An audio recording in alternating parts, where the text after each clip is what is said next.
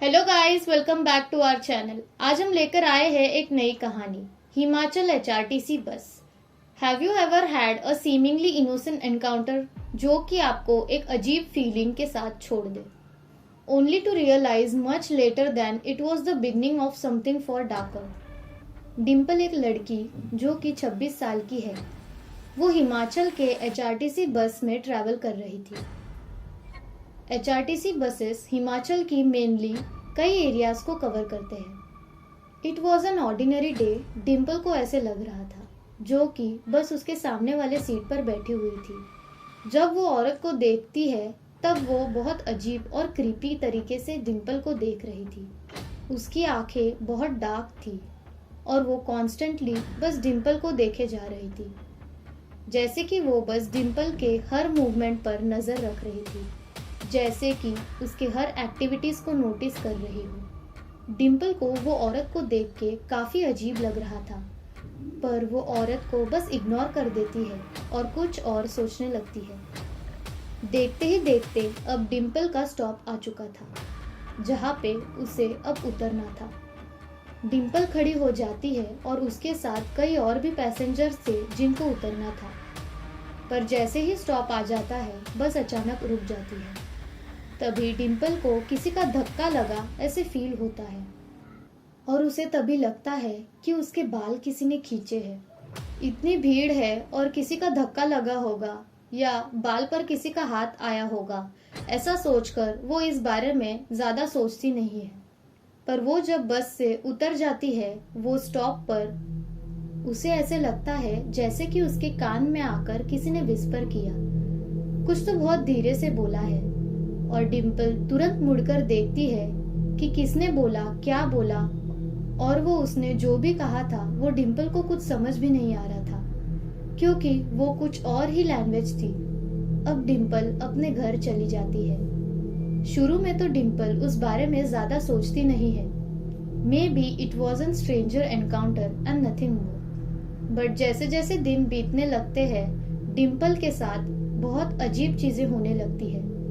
उसे कई अजीब से ड्रीम्स आने लगते हैं जहां पर उसे कुछ शैडोज दिखती थी जो कि उसका नाम विस्पर कर रही थी। बट स्टिल उसे कॉन्स्टेंटली ऐसे फीलिंग आ रही थी जैसे कि उस पर कोई नजर गड़ाए बैठा है। घर की काफी चीजें भी मिसप्लेस हो जाती थी, जैसे कोई चीज उसने कहाँ पर रखी और थोड़ी देर बाद जब वो आके देखती थी तो वो चीज वहां पे रहती ही नहीं थी। वो चीज ऐसे जगह पर मिलती थी कि वहां पर जो चीज रखने का सवाल ही नहीं आता था। ऐसे ही करीबन 4-5 दिन बीत जाते हैं। अब रात के समय डिम्पल बस सोने ही जा रही थी। उसके मन में काफी अजीब सी फीलिंग थी कि पिछले 4-5 दिन से बहुत कुछ अजीब हो रहा है उसके साथ। उसे काफी घुटन सी होने लगी थी सब चीजों की वजह से। पर जैसे ही वो सोने लगती है, थोड़ी नींद में होती है, तभी अचानक उसे वो औरत नजर आती है। वो औरत डिम्पल के घर के बाहर ही खड़ी थी और वो उसे देखते ही जा रही थी और काफी क्रीपी तरीके से स्माइल कर रही थी। डिम्पल वो औरत को जैसे ही देखती है तो काफी कंफ्यूज हो जाती है कि ये औरत यहाँ क्या कर रही है। उसे कुछ पता नहीं चलता कि ये सब क्या चल रहा है। उसे बस वही याद था कि ये औरत को बस में देखा था और वो अब यहाँ मेरे रूम के तरफ देख रही है। उसे क्या कनेक्शन है ये कुछ पता नहीं चल रहा था। डिम्पल ये सब सोच ही रही थी, तभी वो अचानक वो औरत की तरफ खींची चली जाती है, जैसे कि डिम्पल की बॉडी उसके खुद के कंट्रोल में नहीं है। वो जैसे अपने आप चल रही हो। वो औरत की तरफ जा रही थी और देखते ही देखते डिम्पल वो औरत के सामने खड़ी हो चुकी है। खाली सड़क पर दोनों बस चुपचाप खड़े थे। रात के करीब 12:30 बजे हुए थे और फाइनली थोड़े समय बाद वो अपना हाथ डिम्पल की तरफ आगे करती है। उसके हाथ में एक काले रंग का कपड़ा था और जैसे लग रहा था उसने कुछ बांध के रखा हो। वो कपड़ा डिम्पल को दे देती है। बिना सोचे समझे डिम्पल भी वो कपड़ा ले लेती है और देखती है तो वो कपड़े के अंदर एक हड्डी थी और उसे बाल से गांठ बंधी हुई थी। वो देख के काफी अजीब लगा उसे कुछ समझ नहीं आ रहा था ये सब है क्या।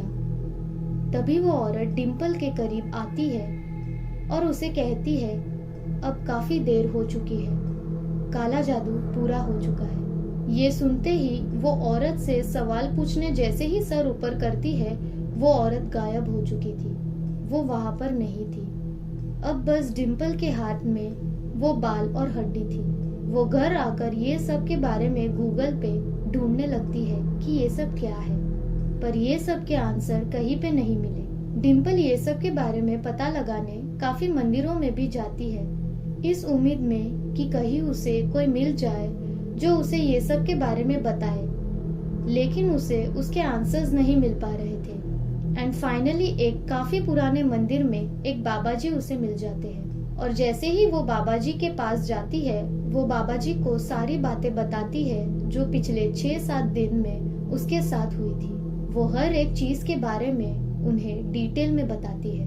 वो ये भी बताती है कि मेरी बॉडी मेरे कंट्रोल में नहीं है, और उस पर बाबा जी कहते हैं तुम जो ढूंढ रही हो उसका जवाब मेरे पास है। डिम्पल को ये सुनकर थोड़ी राहत मिलती है, उसे अच्छा लगता है। डिम्पल को अपने सवालों के जवाब मिलने वाले थे। बाबा जी डिम्पल को बताते हैं कि पुराने समय में ऐसा माना जाता था कि किसी के बालों के साथ काला जादू किया जाए तो जिसके हाथ में बाल हो उसके वश में हो जाती है, और उसके सोल के साथ जो चाहे वो कर सकती है, और वो विक्टिम की बॉडी तब तक नहीं छोड़ता जब तक उसकी बॉडी यूजलेस न हो जाए। इन सम कल्चर्स हेयर्स को पावरफुल लिंक माना जाता है टू अ पर्सन सोल, जिनके through one can channel energy, control faith and even bind consciousness. And तब डिम्पल को रियलाइज होता है कि उसके ऊपर एक काला जादू किया गया है। उस औरत के हाथों में अब डिम्पल का कंट्रोल था,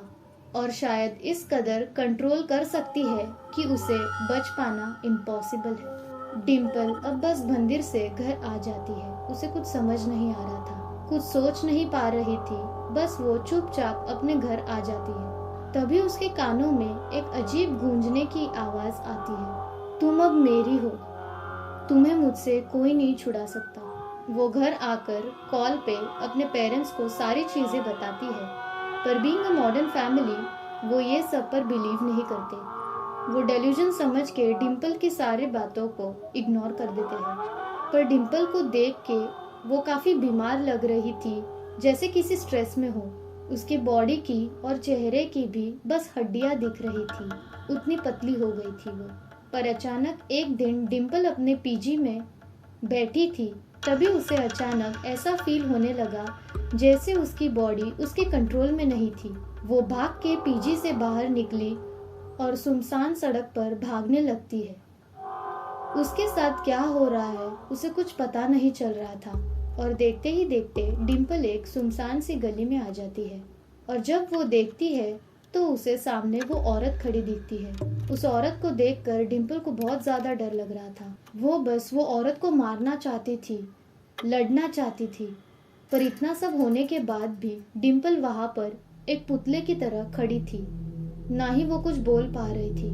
वो औरत बड़ी अजीब सी स्माइल के साथ डिम्पल के करीब आती है, कुछ बाल निकालती है और वहां से चली जाती है। डिम्पल की लाइफ जिसने नर्क बना दी थी, वो औरत को जाते देख रही थी।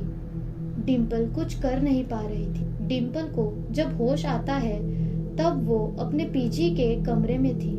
उसे फील हो रहा था जैसे उसके शरीर में कोई और रह रहा हो। डिम्पल ने जब डॉक्टर के पास चेकअप किया तो उन्होंने बताया कि उसे बाइपोलर डिसऑर्डर है, जिसमें अपना शरीर तो एक होता है लेकिन कई सारे सोल्स होते हैं। पर सच सिर्फ डिम्पल को पता है कि वो बीमार नहीं, शिकार है। That's it for today guys. अगर आपको ऐसी स्टोरीज पसंद है तो हमारे चैनल को सब्सक्राइब कीजिए, हमारे वीडियोस को लाइक कीजिए। Thank you guys, good bye.